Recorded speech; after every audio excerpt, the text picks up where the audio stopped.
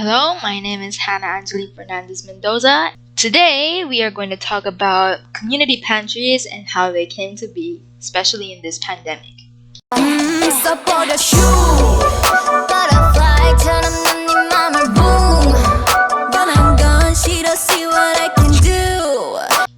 So, community pantries are very essential and very important projects enacted by the community, by community members, to put up a stall, to put up a stand for each one of the members of the community to get whatever they need and provide whatever they can provide on that table, on that platform, or wherever the community pantry is placed. It's either in the town plaza, it's either in your local churches, it's either in your local municipal halls, and at least everywhere you go nowadays, because a lot of people are very pressed because of the pandemic, and people are having a hard time finding their own resources for their everyday living. And so community pantries are a great way to help the people who are having it very down these days.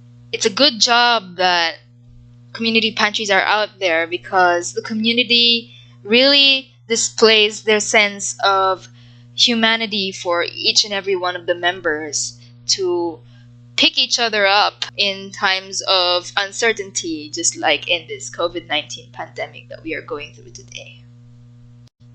So when it comes to the social, moral, and legal dimensions of community pantries around the country, when it comes to the social aspect of community pantries, people come together to provide whatever they can provide and to get whatever they need for their everyday living, whether it be enough food, enough water, enough daily necessities provided in that one table, so that people can line up to get however much they need. And it's a great sense of camaraderie for each and every one of them, because it's a give and take process.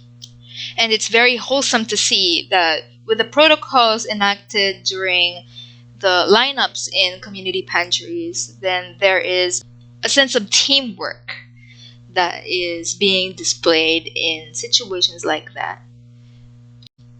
For the moral dimensions of these community pantries, the morale of the people are very much boosted in the presence of community pantries, because in times of uncertainty and people are going through a loss of hope during these pressing times in the pandemic, the morale is boosted in a sense where when people come together to show that they are being understood, when they are in the presence of other people, they share a sense of unity, they share a sense of camaraderie, and they share a sense of similarity between them, because every one of us are going through these difficult times, and we can empathize with them, and we can empathize with those in line, we can empathize with the organizers, and we can all understand what we feel. As for the legal dimensions of these community pantries, politicians are being involved more than ever with the existence of community pantries, because although it's a community effort that the members of the community themselves were taking the initiative to put up their own community pantries in their area, politicians are also involved when it comes to the regulations, the safety, and all the protocols being observed, making sure that everything's all right, as their job as public servants to the area that they belong in. With the presence of politicians in community pantries, there has been similar issues to these nowadays, where people start to abuse the system.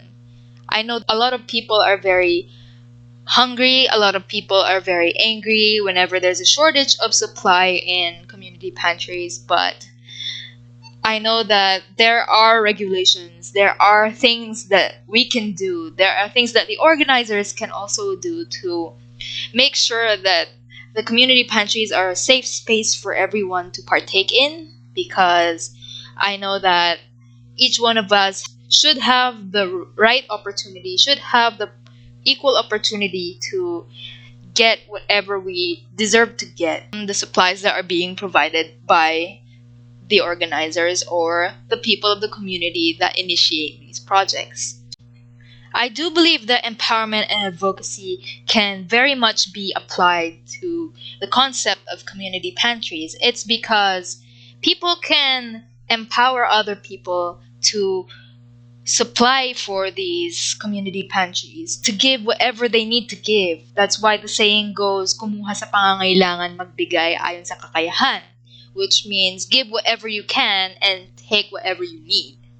So, with that said, it's a powerful message in itself to have a sense of giving and taking in the community.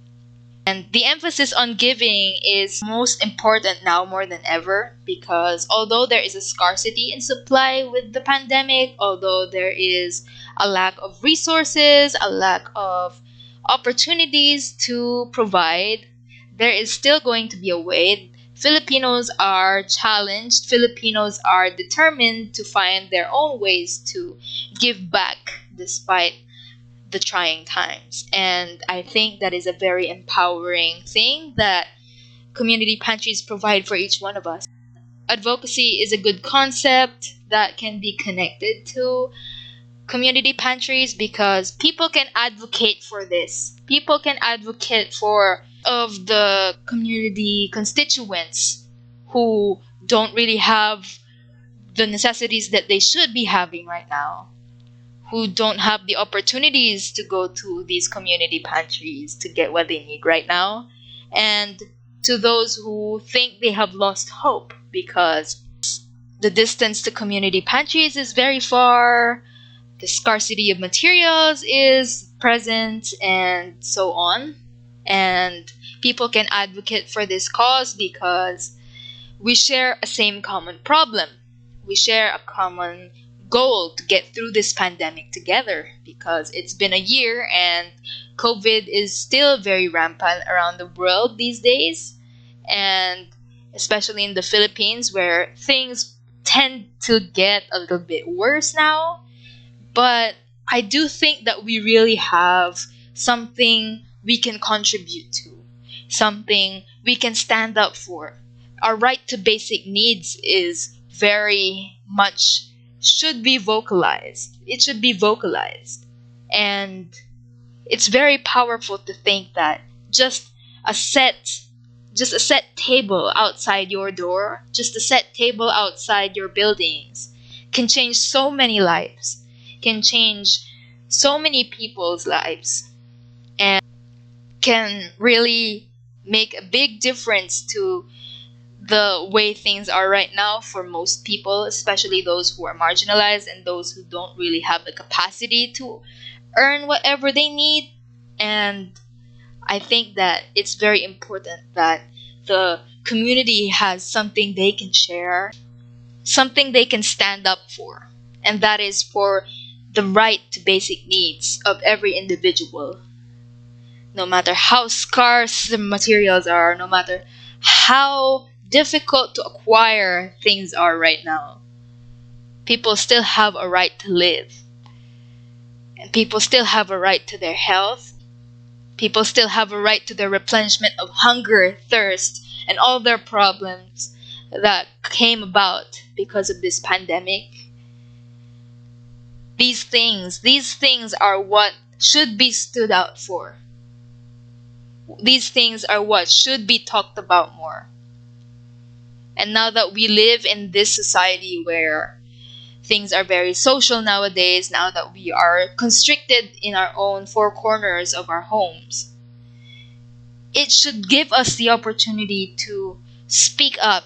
It should give us the opportunity to create a network of people who are willing to help.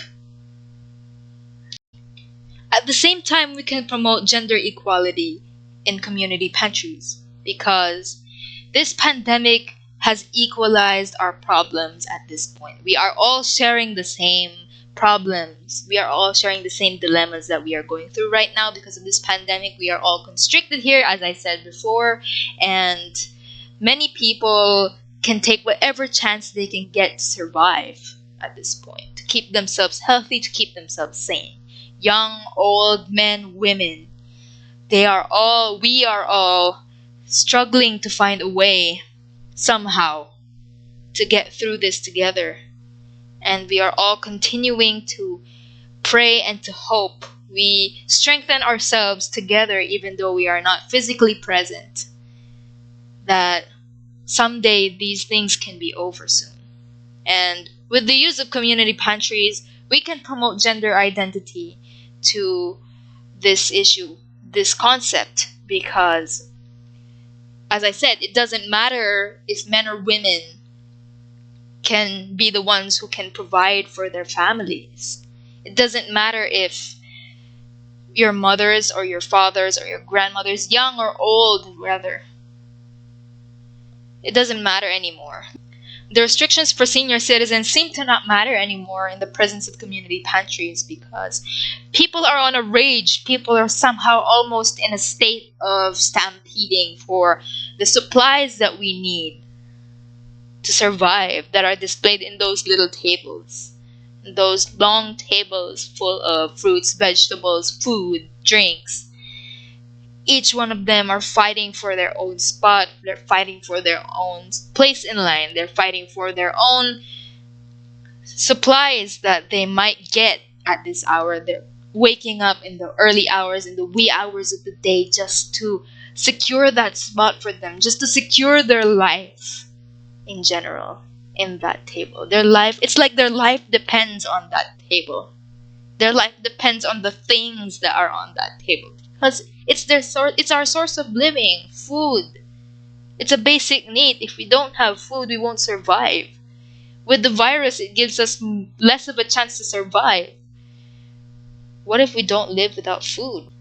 And if we could get people, regardless of gender identity, to work together to get through this, to work together to share that common goal, and to work together to fix whatever we are lacking during this pandemic, then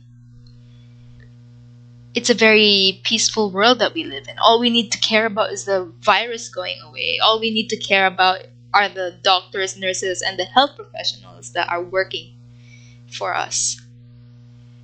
If we all have that sense of teamwork, if we all have that sense of cooperation, then everything will be fine, regardless of gender, without any prejudice. Then we will all be fine, we'll all be okay. Yeah, so guys, I guess this is it for today's video, and I hope you enjoyed, and I hope we can really get through this together. I hope you guys stay safe. I hope you guys have a good day. Bye!